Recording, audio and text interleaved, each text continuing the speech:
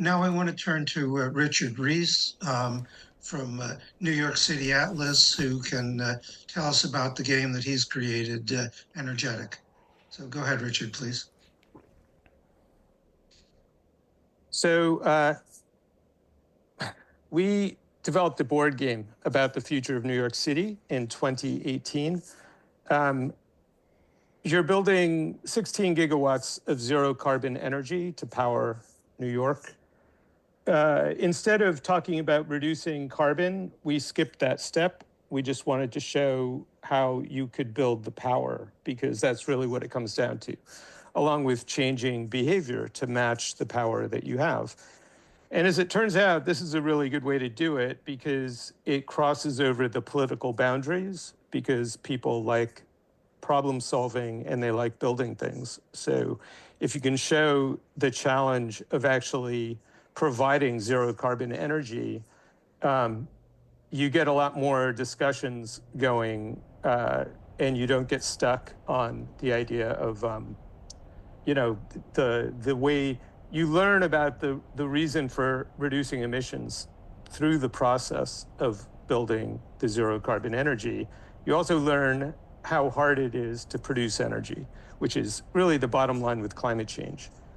And climate change is really a social contract problem. So I'm going to describe that, I think, in a couple of slides, and then I'm going to pass it over to Deepak, who works with us and who's developed a program using Energetic in India. But the first university group to buy the game is at Carnegie Mellon, and they bought it in 2019. And I'll show you this short clip.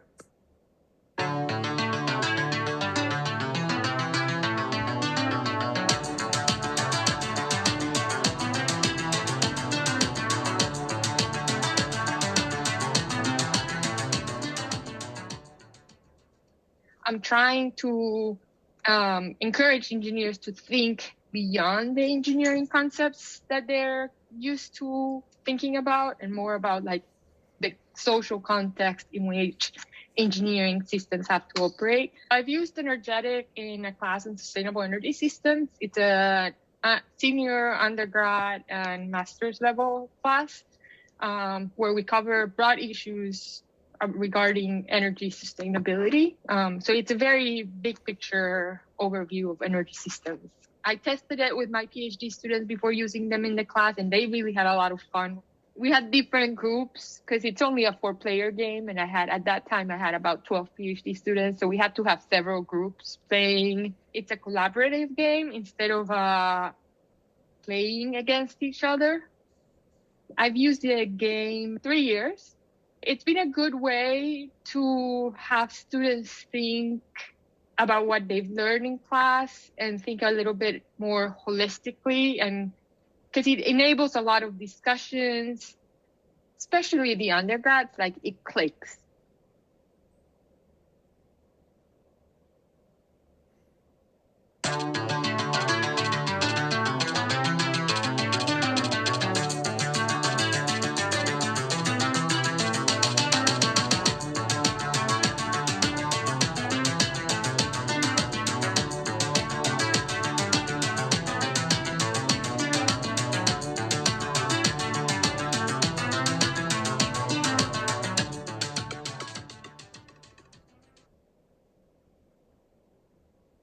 Paulina started using the game in 2019, and a couple years later, high schools in New York started using it. There's about 30 high schools and 30 universities using it now. We did build an online version using an app, using an app that we could use to adapt it, but we'd love to build an online platform for it. But the physical board game is really popular. So even though in the beginning of COVID, they were using the online game, once people went back to the classroom, they wanted to use the board game. And here's a really short piece from Stuyvesant High School in New York. This is from November last year they played.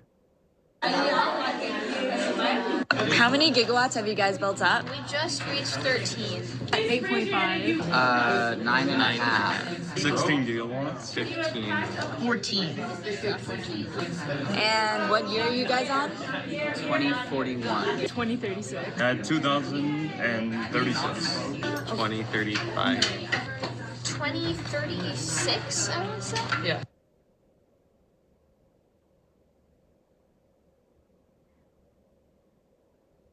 So, the idea here is if we just train all the high school students to do it, then the political system will leapfrog, we'll be able to jump ahead because it takes the lag out between the politics and the citizen if you have a completely informed electorate.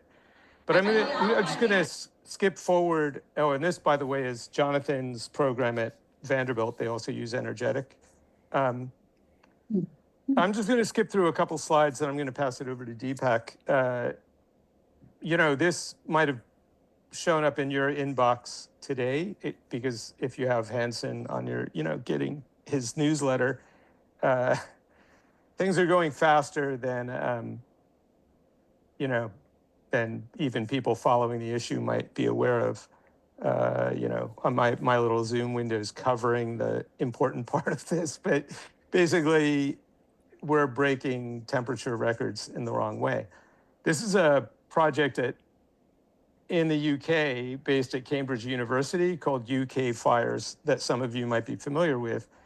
And this report called Absolute Zero came out a year after we finished Energetic, but it's shaped a lot of my thinking since then. It's the Paris Agreement, but without carbon capture. And since, carbon capture really doesn't exist at the scale, anywhere near the scale that it's in simulations, right? See the nodding. So okay, if it doesn't exist, then what actually does solving climate change mean? I mean, we're not solving it, but addressing it. So the Paris Agreement, actually, this is what the Paris Agreement is, right? So, it's an interesting thing. This report's been downloaded almost 170,000 times, but I've never had somebody introduce it to me. So basically, a lot of people know about it. That's more than, it's more than the last two COP attendances combined in terms of the number of people who've downloaded it. So I think a pretty large sector of the entire climate, policy, group of people, cohort of people is familiar with this, but they're not, nobody's talking about it. So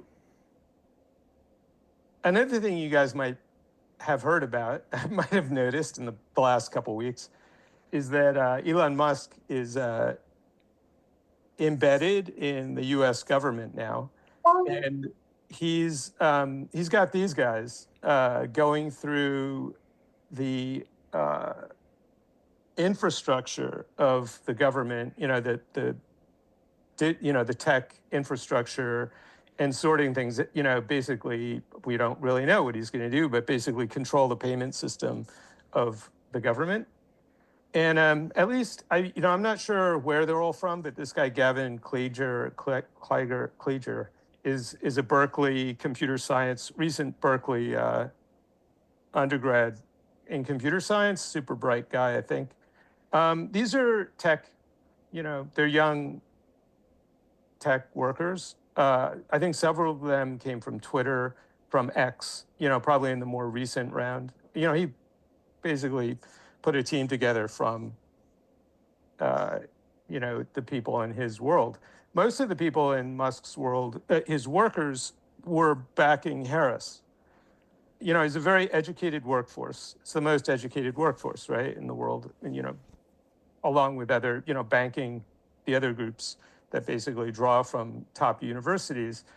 But he was able to get enough to parachute into the middle of the government and take things over.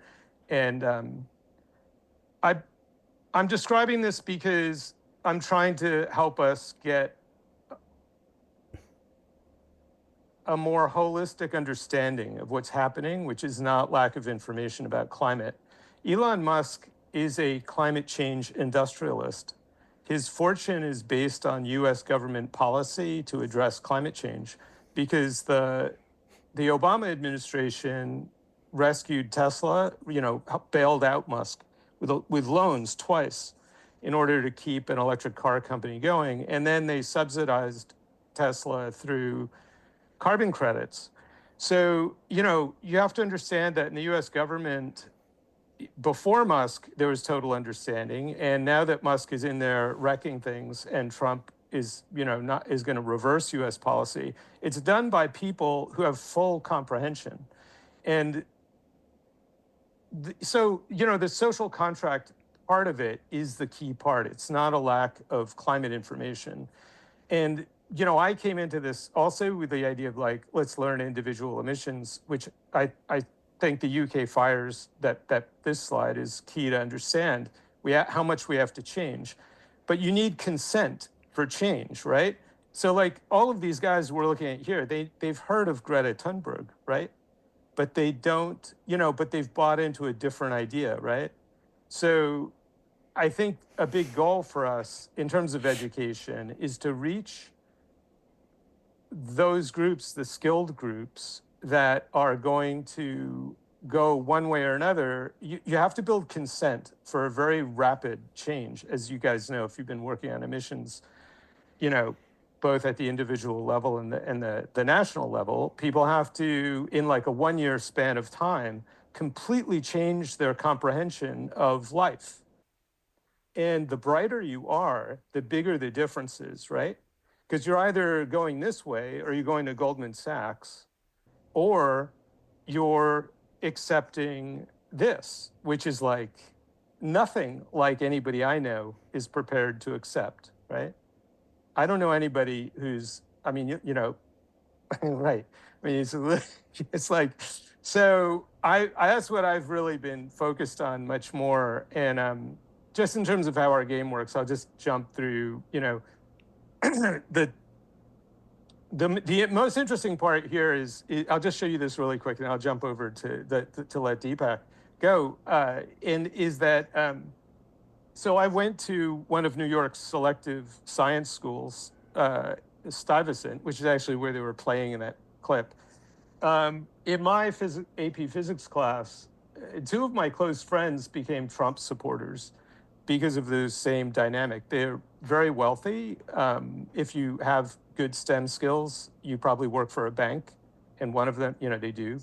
And so my interest is in how to get the people who are going to be in that, those opportunities and ideas to be in the circumstances where they can accept the scope of change in a democratic way, or in a collective way. So Bronx Science is a parallel, same kind of school. This is they're the top STEM students in New York City. They had no familiarity. This is a before and after survey. So they actually had no information about energy transition. And these are the best science students in New York.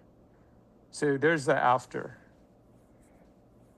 And in terms of infrastructure, that's the before, this is the after. So this is from playing once. In terms of talking about it with their family, that's the before, that's the after. And in terms of talking to a politician,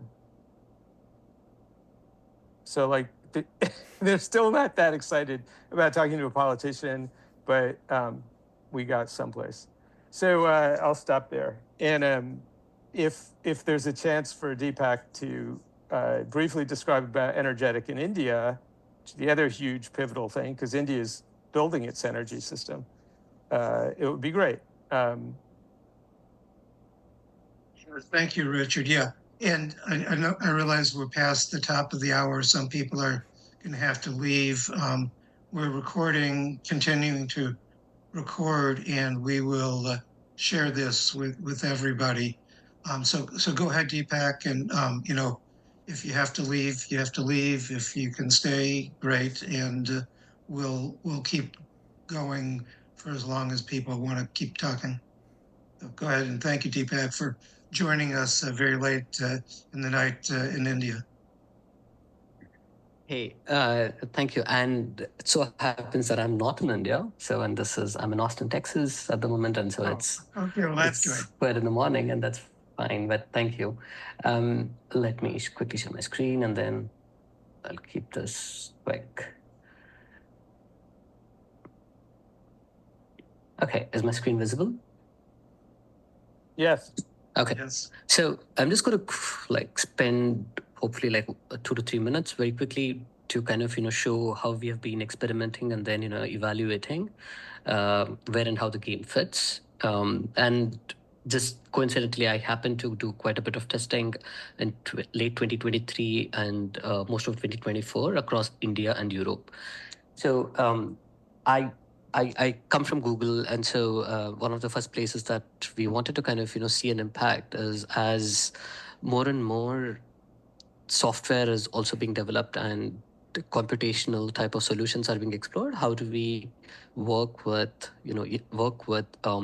university students who are looking at developing their careers as developers, software developers, and looking at applying technologies? How might they pick it up? And so did a couple of pilots with student clubs that are supported by Google to help them build developer skills.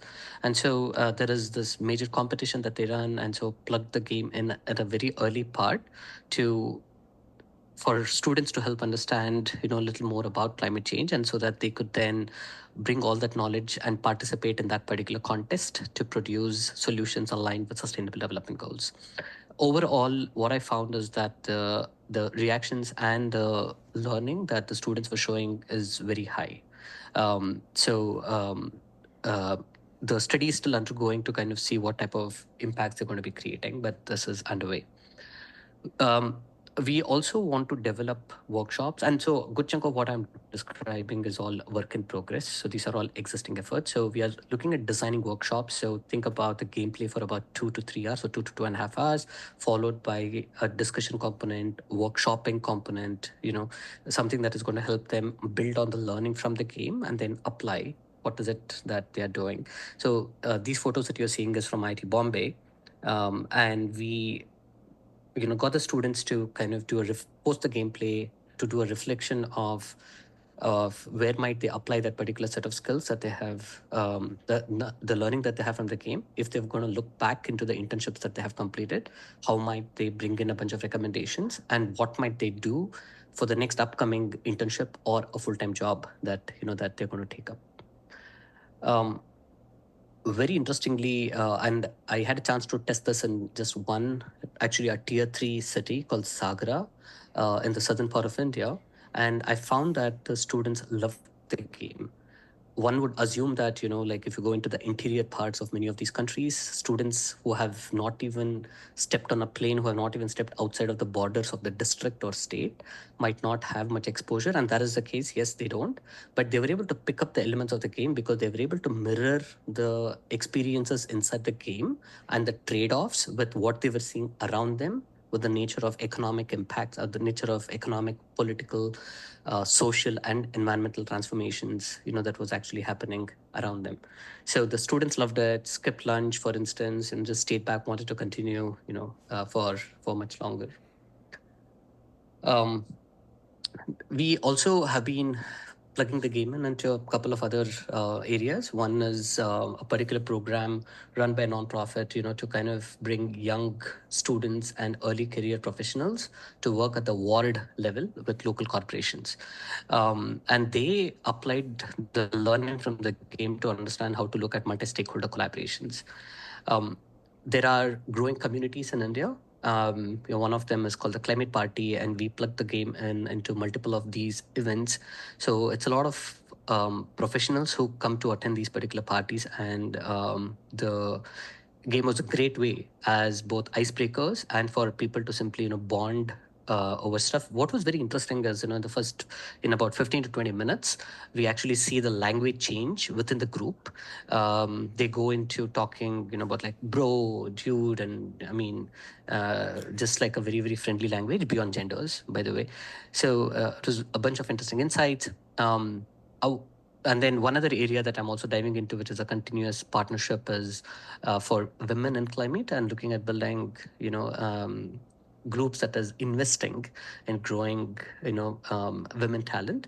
And so we ran a solutions lab, and even this particular conversation is underway. There's a research institute in southern India that is, bringing microgrids, and creating tribal communities and like rural communities to be energy independent, and they are interested in helping, looking at like localization of the game, looking at a building version, looking at a community version, and then helping people who run those particular communities to understand why this matters, and for them to help simulate the future.